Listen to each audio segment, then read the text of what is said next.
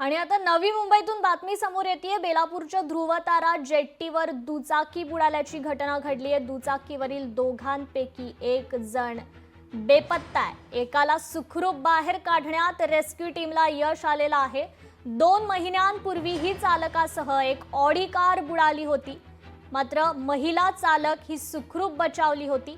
आणि आज पुन्हा एकदा एक दुचाकी बुडाली आहे। या दुचाकीवर 2 जण होते, त्यापैकी एक जण बेपत्ता आहे। एकाला मात्र सुखरूप बाहेर काढण्यात रेस्क्यू टीमला यश आलेलं आहे। तर बेपत्ता असलेल्याचं आता रेस्क्यू टीम सर्च ऑपरेशन करताना आपल्याला पाहायला मिळत आहे।